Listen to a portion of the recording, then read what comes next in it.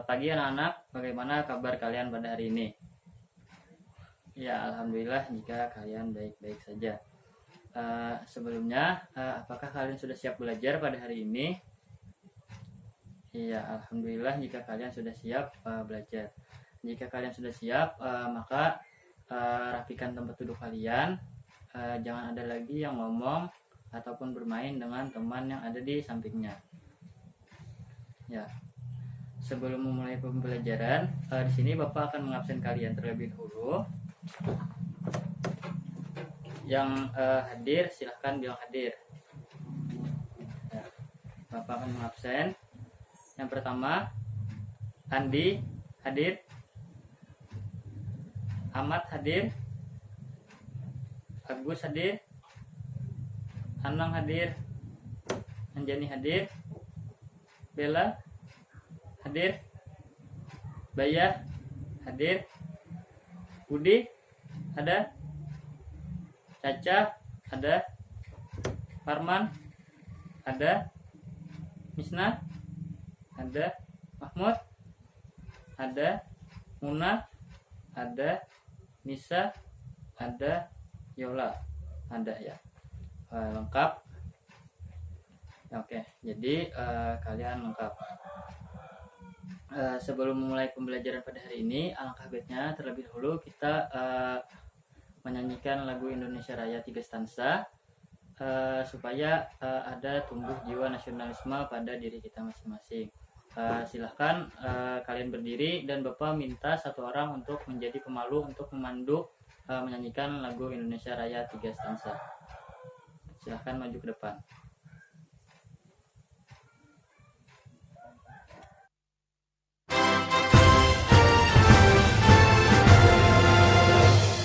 Indonesia, tanah airku, tanah tumpah darahku. Di sanalah aku berdiri, jadi pandu hidupku. Indonesia,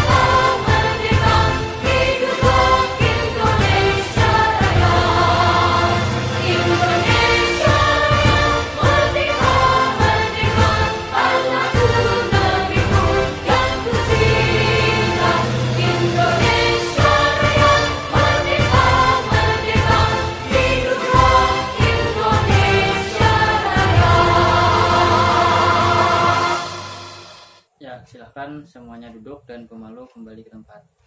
Ya. Sebelum memulai pembelajaran, alangkah baiknya kita berdoa terlebih dahulu supaya apa yang kita pelajari hari ini dapat bermanfaat bagi kita semuanya. Silahkan ada yang ingin memimpin doa. Jika ada, silahkan maju ke depan. Ya, silahkan Andi, pimpin doa ke depan.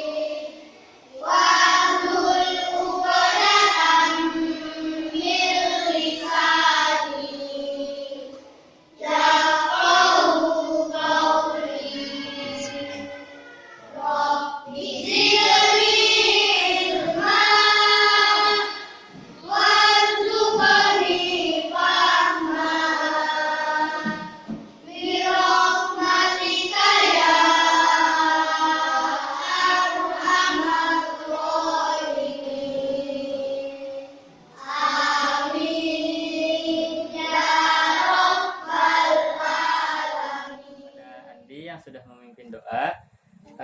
Baiklah anak-anak, hari ini kita akan belajar mengenai penggunaan komputer dalam pemerolehan informasi. Nah, sebelumnya di sini Bapak ingin menanya dulu, apakah ada yang tahu apa itu komputer? Silahkan acungkan tangannya jika ada yang tahu. Ya, silahkan Anjani. Iya, benar, komputer adalah alat elektronik. Ya, lanjut. Ada yang tahu lagi? Ya, silahkan Anang. Iya, benar, komputer adalah alat pengolah data. Ya, ada lagi yang tahu? Ada? Ayo, ada lagi yang tahu sebelum Bapak yang menjelaskan? Iya, tidak ada ya. Jadi betul apa dari yang dikatakan kawan-kawan tadi, komputer itu adalah salah satunya adalah alat elektronik dan sebagai alat pengolah data. Nah, jadi di sini Bapak akan menjelaskan komputer itu adalah suatu perangkat elektronik yang dapat digunakan untuk mengolah data sesuai dengan prosedur yang telah dirumuskan sebelumnya, sehingga menghasilkan informasi yang bermanfaat bagi penggunanya. Baiklah, selanjutnya komputer adalah alat elektronik yang terdiri dari rangkaian berbagai komponen yang saling terhubung, sehingga membentuk suatu sistem kerja. Sistem di dalam komputer tersebut dapat melakukan pekerjaan secara otomatis berdasarkan program yang diperintahkan kepadanya, sehingga mampu menghasilkan informasi berdasarkan data dan program yang ada. Dalam penggunaan komputer, kita dapat mencari atau memperoleh informasi yaitu melalui internet. Kemampuan internet boleh dikatakan tidak terbatas dalam mengolah informasi dan mempunyai sumber daya yang tidak sedikit, termasuk di dalamnya penggunaan email, Usenet, Newsgroup, proses transfer file ataupun informasi, dan pelayanan lainnya. Oleh karena itu, kita harus mengetahui prosedur dan pengoperasiannya dulu supaya lebih mudah mencari informasi tersebut. Lalu, konsep serta prosedur pengguna komputer dalam mencari informasi atau memperoleh informasi. Nah, Di sini kita akan belajar terlebih dahulu mengenai prosedur dan pengoperasian sebuah komputer. Silahkan buka buku kalian, buku TIK halaman 69. Di situ ada gambar-gambarnya. Nanti Bapak juga akan menjelaskan. Silahkan dibuka.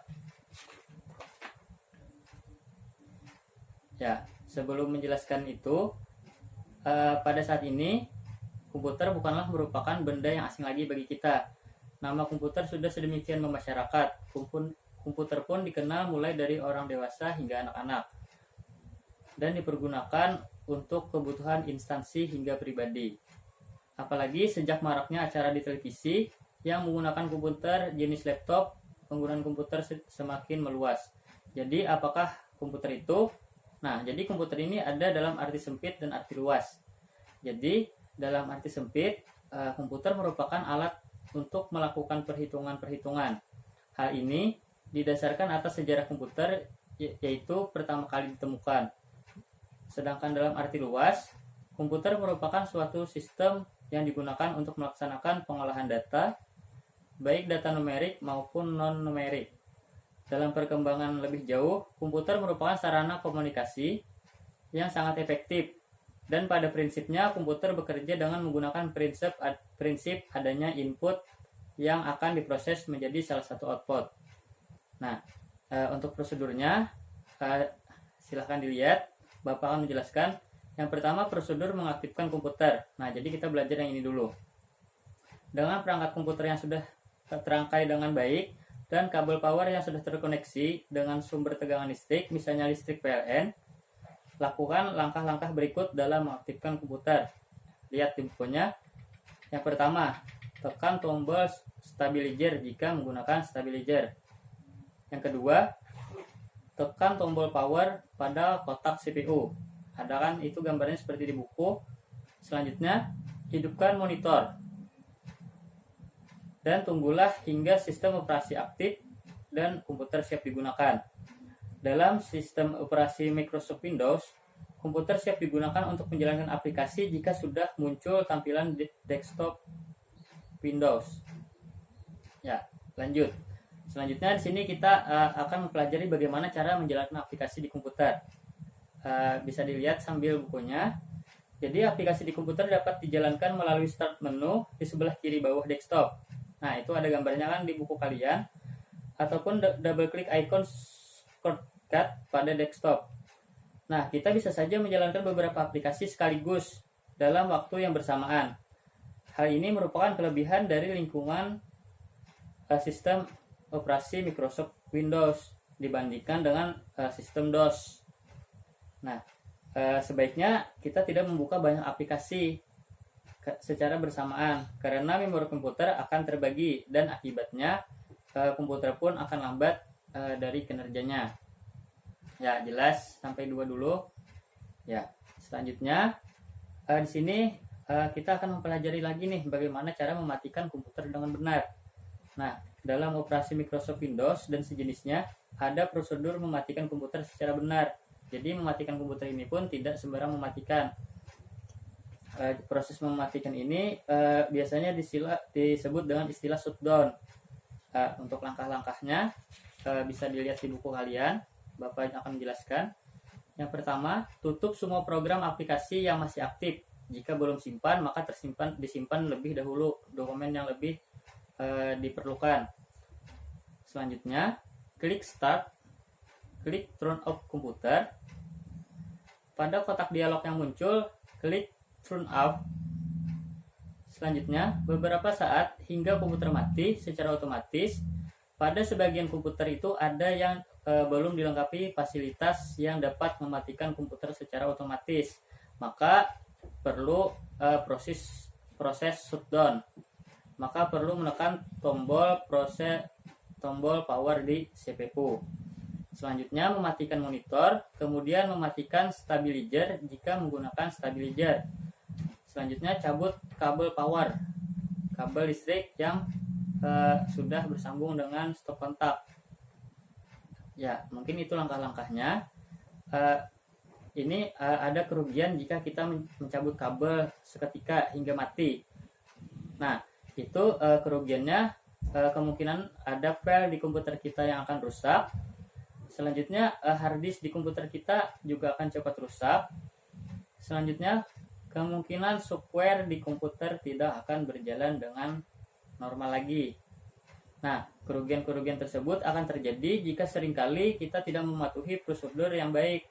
Oleh karena itu, jangan lupa untuk mematuhi prosedur-prosedur yang baik dan yang benar agar tidak terjadi kerusakan. Ya, tadi sudah kita pelajari tentang bagaimana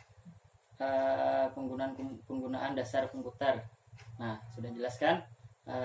Jadi selanjutnya di sini kita akan mempelajari bagaimana sih penggunaan komputer dalam memperoleh informasi. Nah, di sini Bapak akan menyajikan sebuah materi berupa video. Silahkan kalian simak video yang Bapak tampilkan dengan benar-benar. Nanti akan Bapak tanya kepada kalian apa yang kalian simak dari video yang Bapak tampilkan. Bismillahirrahmanirrahim. Assalamualaikum warahmatullahi wabarakatuh. Hari ini kita akan membahas tentang bagaimana mencari informasi dari internet dan apa saja syarat informasi yang baik. Kita akan mulai. Kita sepakati bersama bahwa informasi itu berharga. Manusia butuh informasi seperti manusia butuh makanan, air, listrik, dan lain-lain. Selain itu, informasi juga penting untuk prosesnya pendidikan, karir, atau bisnis. Informasi yang penting bahkan dapat diperjualbelikan. Informasi berkualitas dapat digunakan untuk menyelesaikan tugas kuliah, menghemat waktu pengerjaan tugas, mencari gagasan baru, bahkan hingga membantu membuat keputusan. Nah, faktor apa sajakah yang mempengaruhi mutu informasi? Yang pertama, up to date. Yang kedua, lengkap. Yang ketiga, relevan. Yang keempat, akurat. Kelima, dapat diandalkan. Dan yang terakhir, informasi tersaji dengan baik.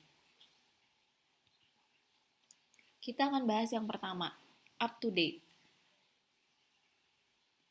Kita harus mencari informasi terbaru untuk semua hal. Contohnya, misalnya untuk mahasiswa nih, kapan registrasi terakhir, apa sajakah syaratnya, atau misalnya, apakah ada perubahan jadwal pengumpulan tugas dari dosen, atau saat kalian misalnya ada tugas untuk membuat karya tulis ilmiah, informasi yang up to date-nya misalnya dengan menjawab pertanyaan apakah ada artikel jurnal terbaru tentang topik yang dibahas dari dosen gitu. Jadi ini contoh-contoh pertanyaan untuk menuntut kita mendapatkan informasi yang up to date. Berikutnya, informasi yang tidak atau kurang lengkap dapat membuat keputusan keliru. Contohnya nih, misalnya ada di aplikasi kalau jalur selatan Jawa minggu lalu itu kosong. Lalu efeknya adalah semua kendaraan memilih untuk lewat jalur selatan. Yang berakibat menjadi jalur selatan menjadi macet. Misalnya ini, data penjualan 2 triwulan tidak memberikan gambaran lengkap kinerja bisnis tahunan. Di sini nampak kalau informasinya itu kurang lengkap karena hanya menggambarkan 2 triwulan saja. Ini tidak bisa menggambarkan kinerja bisnis dalam tahunan. Oke, contoh berikutnya. Gagal melihat dukungan luas masyarakat Turki terhadap Presiden Erdogan, ini membuat kudeta menjadi gagal. Oke, faktor berikutnya relevan. Informasi yang dicari ini harus relevan dengan yang dibutuhkan, harus sesuai dengan apa sih yang dibutuhkan. Contohnya nih, misalnya mencari jalur alternatif Pantura. Tapi syaratnya setelah melaluinya itu bisa kembali lagi ke Pantura. Nah, terus kita coba nih pakai aplikasi Google Map. Ternyata hasilnya dapat, tapi tidak dapat kembali ke Pantura lagi. Nah, berarti informasi dari Google Map ini tidak relevan karena tidak sesuai dengan apa yang kita butuhkan. Oke, berikutnya misalnya survei ke mahasiswa yang jarang memakai iCaring untuk menilai tingkat penerimaan iCaring. Jelas ini tidak relevan karena justru yang relevan itu adalah mahasiswa yang sering memakai iCaring. Oke, berikutnya. Faktor berikutnya, meskipun tidak mungkin akurat 100%, setidaknya si informasi ini cukup akurat untuk membuat keputusan. Misalnya gini, jumlah stok barang yang keliru di tos serba dapat berakibat stok kosong atau eh, pesan barang berlebihan. Nah, keduanya ini buruk untuk organisasi.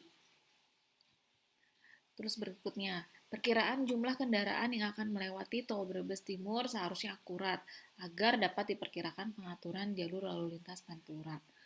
Eh, Hal-hal ini memang tidak akurat 100%, tapi setidaknya bisa untuk membuat keputusan.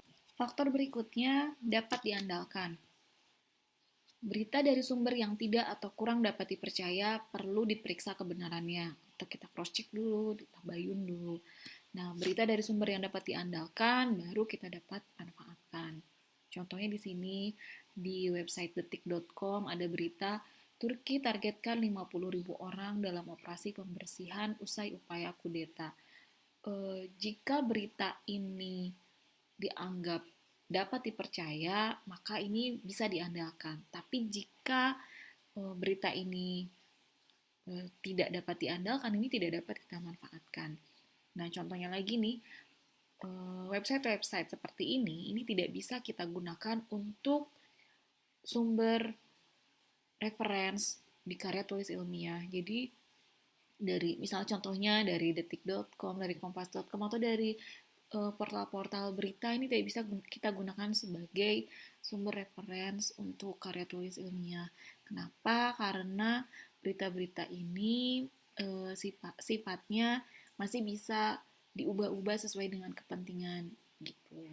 Tapi kalau hanya ingin mendapatkan informasi saja, tapi bukan untuk digunakan sebagai karya tulis ilmiah, ini masih bisa kita gunakan. Oke, berikutnya, syarat berikutnya tersaji dengan baik. Nah, informasi ini disajikan dalam format yang sebaiknya mudah dipahami oleh pembaca. Bagaimana cara agar mudah dipahami oleh pembaca? Yang pertama, pastikan membuat keputusan itu kita tahu bahwa pembuat keputusan ini butuh informasi yang mudah dipahami. Lalu, usahakan cari gambar pengganti kata-kata yang banyak. Jangan terlalu banyak kata-kata. Jika memang bisa diganti dengan gambar, itu lebih baik. Lalu, misalnya boleh juga disajikan dengan sebagian gambar, sebagian kata-kata. Nah, usaha untuk mendapatkan informasi yang bermutu apa sajakah itu? Ada usaha untuk mengumpulkan, ada usaha untuk menyimpan, usaha untuk mengolah, dan yang terakhir usaha untuk merawat. Nah, kita sepakati bersama bahwa internet ini adalah sumber informasi yang penting. Namun, menemukan isi web berkualitas dan memanfaatkannya untuk membantu menyelesaikan tugas adalah pekerjaan yang menantang.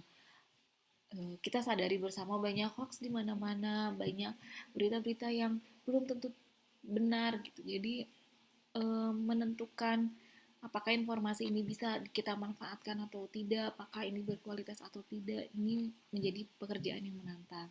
Karena itu dibutuhkan adanya evaluasi. Nah, setiap orang dapat mempublikasikan apapun di internet. Karena itu, kita selaku pembaca perlu memeriksa kebenarannya, buktinya, redaksi kalimatnya, bahkan sampai ejaan katanya. Oke, tipe web itu terbagi menjadi beberapa macam. Yang pertama, ada web yang sifatnya informatif. Ada web yang sifatnya personal.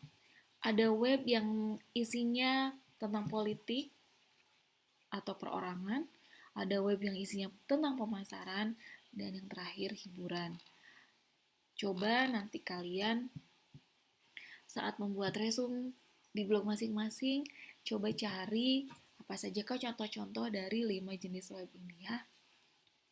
Bagaimanakah step-step yang harus kita lakukan saat kita mencari informasi di internet? Yang pertama, kita bisa menggunakan mesin pencari. Banyak sekali mesin pencari atau search engine yang ada di internet. Misalnya kita familiar menggunakan Google, atau Bing, Yahoo, dan lain-lain. Lalu berikutnya identifikasi websitenya. Site sebelumnya telah membahas tentang jenis-jenis website, dan kita juga harus mengetahui ini tuh website sifatnya apa sih? Apakah website personal atau memang website yang isinya pemasaran, atau mungkin ini website isinya hanya untuk hiburan. Jadi kita tahu, oh apakah informasi yang disampaikan dari website ini sesuai atau tidak. Lalu periksa kredibilitasnya, termasuk kredibilitas dari penulisnya, gitu, terus kontennya, dan lain-lain. Lalu tentukan kedalaman dan keluasan ruang lingkup informasi. Yang terakhir, periksa tanggalnya. Ini penting untuk memeriksa tanggal, apalagi jika informasi yang kita butuhkan itu misalnya sifatnya untuk karya tulis ilmiah. Misalnya kita mencari di jurnal-jurnal atau paper-paper untuk sebagai bahan referensi kita. Periksa tanggalnya ini atau tahun diterbitkan hasil paper atau jurnal ini penting karena biasanya saat kita membuat karya tulis kita diminta untuk tidak terlalu lama menggunakan informasi yang sudah kadaluarsa. Jadi jika memungkinkan gunakan paper atau jurnal 3 tahun ke belakang. Oke, ini mesin pencari atau search engine. Fungsinya ini untuk mencari lokasi web dan menampilkan hasil pencarian berdasarkan popularitas. Ini contoh-contoh search engine yang biasa digunakan di beberapa negara. Ada urutan-urutannya. Misalnya contohnya kalau di Amerika familiar dengan Google 71%, Yahoo 14,5%, atau Bing 9,8%, dan search engine lainnya di angka 4,7%. Ini data tahun 2010 ya. Berikut negara-negara yang lain. Oke, berikutnya kita harus gunakan kata kunci yang tepat saat menggunakan search engine. Pilih kata kunci yang tepat sebelum browsing dan bisa gunakan and atau or untuk mencari dengan 2 atau lebih kata kunci. Contohnya nih, di sini search engine yang digunakan Google. Google itu dia punya resep gimana caranya menghasilkan hasil pencarian dengan menggunakan kata-kata kunci tertentu. Misalnya, kita menggunakan kata N. Contohnya, misalnya saya ingin mencari tentang Raisa dan Hamis misalnya ya. Jadi, nanti hasil pencariannya itu ada Raisa dan ada Hamisnya. Jadi, kita bisa menggunakan kata Raisa and Hamish.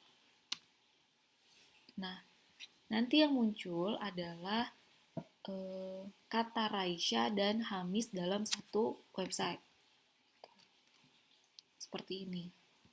Jika saya menggunakan or, di website ini bisa ada Raisanya saja atau bisa saja ada Hamisnya aja gitu. Oke, jika saya menggunakan minus Raisa minus Hamish, nanti yang muncul adalah semua tentang Raisa tapi tidak ada Hamisnya. Semua informasi tentang Raisa, Hamis nggak ada di situ. Seperti itu. Oke, berikutnya. Misalnya saya ingin mencari informasi tentang Telkom University. Di situ saya ada 2 kata, Telkom dan University. Jika hasil pencariannya kalian ingin hasil pencariannya kata Telkom University, bukan Telkom saja, bukan University-nya aja, maka kalian bisa menggunakan tanda petik. Seperti ini, Telkom University. Kata Telkom University ini digabung dalam tanda petik yang nanti hasilnya kata Telkom dan kata University tidak terpisah. Seperti ini. Berikutnya, identifikasi halaman web. Banyak halaman web tidak diperiksa keakuratannya. Contohnya misalnya web personal, karena web personal ini sering digunakan untuk menyatakan opini pribadi tentang sesuatu dan biasanya bukan fakta. Jadi, periksa siapa pemilik webnya, siapa audiensnya, siapa yang menulis artikel, apa isinya, dan apa tujuannya. Sebagai pembaca, kita harus bisa membedakan mana yang iklan atau mana yang fakta. Berikutnya, periksa kredibilitas. Siapa penulisnya, apakah ini penulisnya individu atau kelompok. Lalu periksa juga informasi tambahan setelah informasi penulis ditemukan. Adakah agenda bisnis atau politik? Siapakah yang mensponsori websitenya? Jadi penting untuk kita mengetahui kredibilitasnya.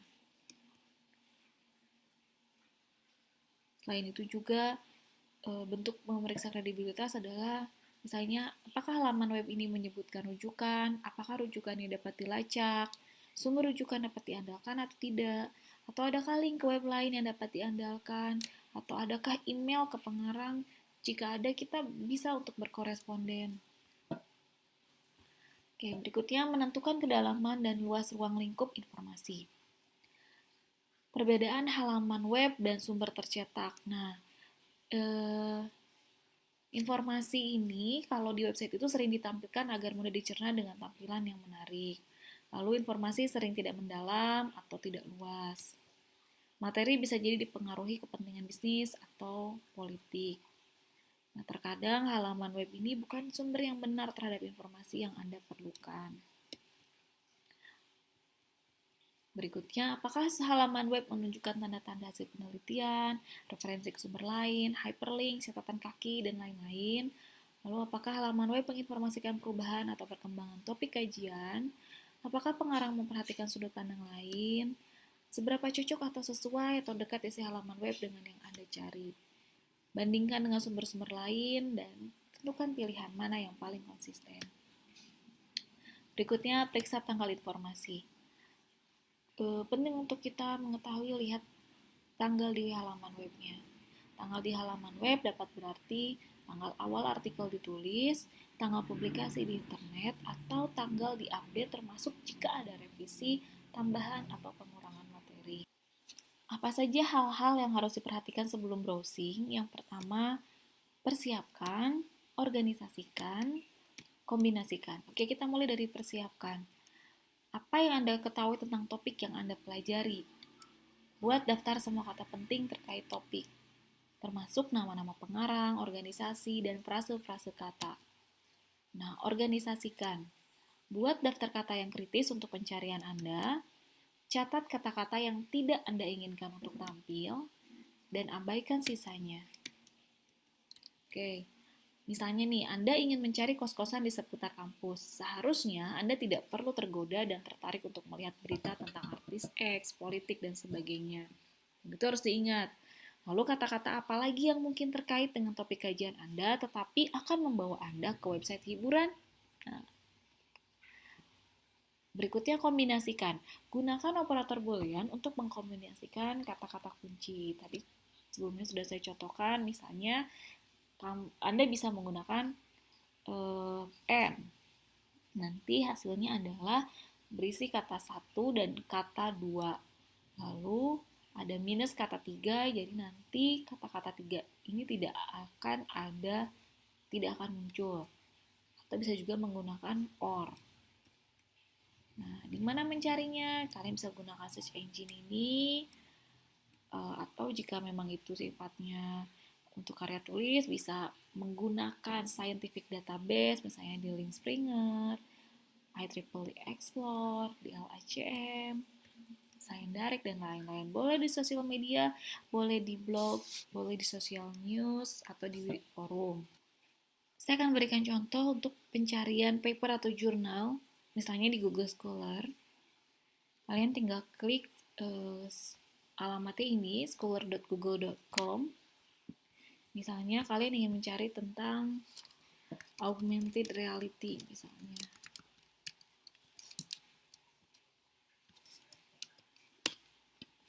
Nah, nanti yang muncul di sini adalah bisa bentuknya paper, bisa bentuknya jurnal yang ada kata augmented reality-nya. Nah, kita bisa melihat dari banyaknya sitasi. Sitasi ini ditunjukkan dengan angka. Maksudnya sitasi ini adalah menunjukkan berapa banyak orang yang sudah menjadikan sumber ini sebagai reference. Semakin besar angkanya, ini menunjukkan kalau sumber ini terpercaya untuk dijadikan rujukan. Oke, misalnya ini kita klik. Nah, nanti akan muncul ke sini. Dan ini bisa kita baca, bisa bentuknya.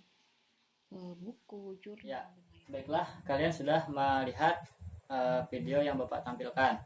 Selanjutnya, sesuai kesepakatan, kita akan mengadakan permainan, yaitu talking stick. Ini merupakan sebuah model pembelajaran yang mana Bapak akan menjalankan tongkat ini sambil bernyanyi ke kalian. Dijalankan, yang mendapat tongkat ini yang terakhir setelah lagu habis, maka akan mendapat pertanyaan dari Bapak mengenai video yang Bapak tampilkan tadi. Paham? Ya, jika paham, mari menjalankan. Silahkan. Dalamku ada 5 rupa-rupa warnanya, hijau, kuning, kelabu, merah muda dan biru, meletus balon hijau, dar, hatiku sangat kacau, balonku tinggal 4, ku pegang erat-erat. Stop. Lagu sudah habis. Mana tongkatnya? Berhenti di sama siapa? Nah, sama Parman. Jadi, Parman, sesuai kesepakatan, kamu akan mendapat pertanyaan dari Bapak mengenai video tadi. Nah, pertanyaannya, berdasarkan video yang Bapak tampilkan, apa yang kamu dapat simpulkan dari video yang Bapak tampilkan tadi? Silahkan dijelaskan. Iya Pak. Jadi yang saya dapat dari melihat video tadi, yang saya tangkap itu kesimpulannya Pak, bagaimana sih cara kita mencari informasi di internet menggunakan komputer. Nah, selanjutnya itu tadi ada penjelasan tentang informasi Pak, dan apa itu informasi yang berharga, seperti apa informasi yang berharga itu. Nah, selanjutnya itu bagaimana cara memperoleh informasi Pak yang relevan. Nah, informasi yang relevan itu bagaimana. Selanjutnya tadi ada lagi Pak penjelasan mengenai internet. Nah, itu penjelasan mengenai internet, apa itu internet gitu Pak. Habis itu ada lagi Pak evaluasi web.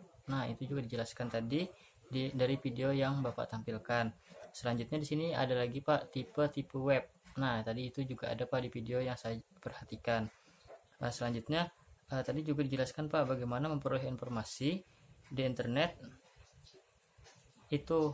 Nah, itu banyak sekali tadi Pak caranya.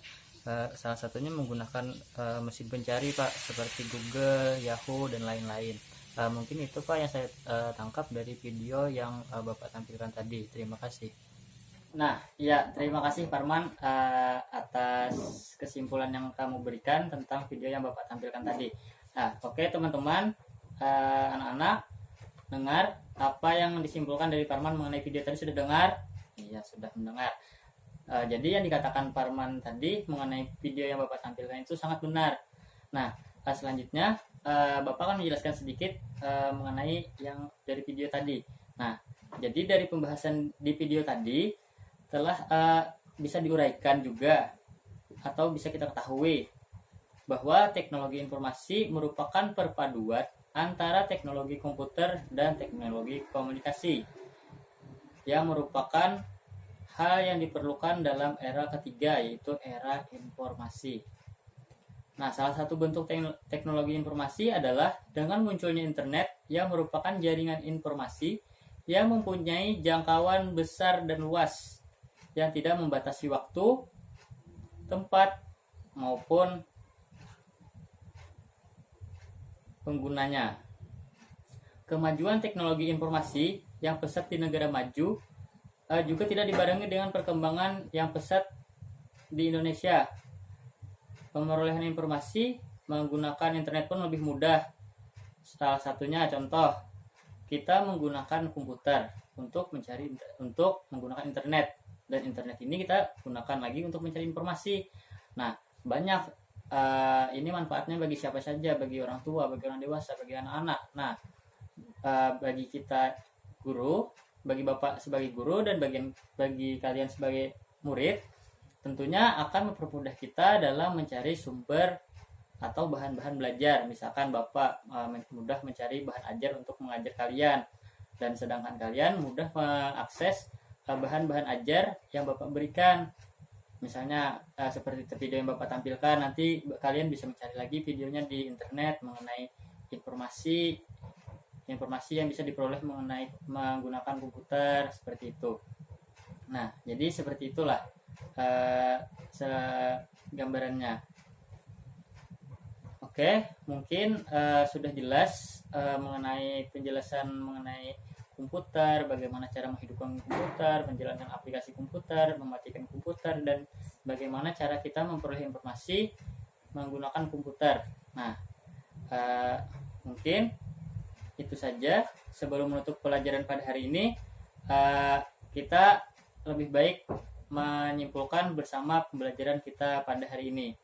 Ya, ada yang bisa menyimpulkan pelajaran hari ini? Silahkan acungkan tangannya. Ada?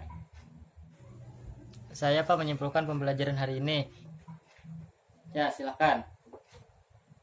Pak, yang saya tangkap pada pembelajaran hari ini, tadi kita belajar bagaimana cara menghidupkan komputer, bagaimana menjalankan aplikasi pada komputer, dan bagaimana mematikan komputer dengan benar. Itu tadi sudah ada langkah-langkahnya, Pak.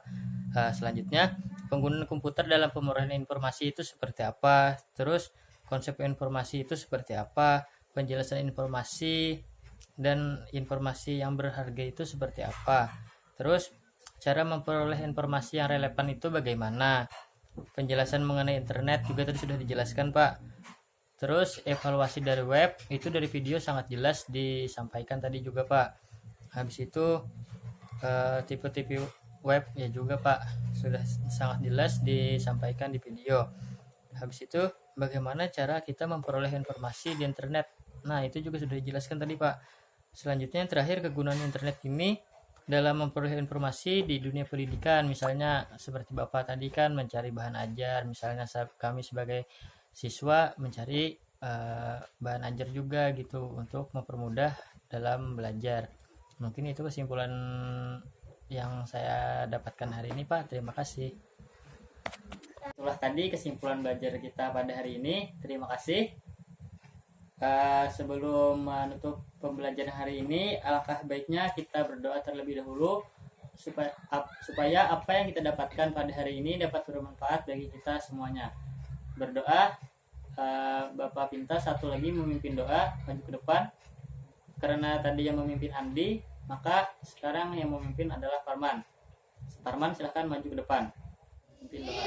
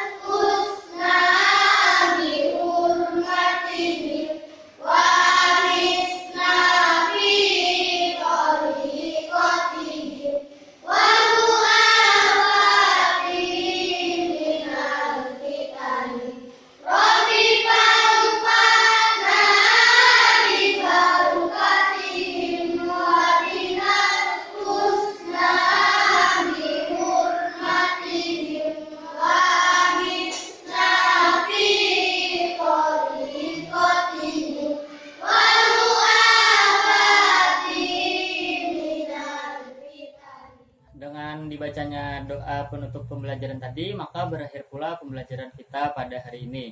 Semoga apa yang kita pelajari hari ini dapat bermanfaat bagi kita semuanya. Demikian dari Bapak ucapkan Assalamualaikum warahmatullahi wabarakatuh.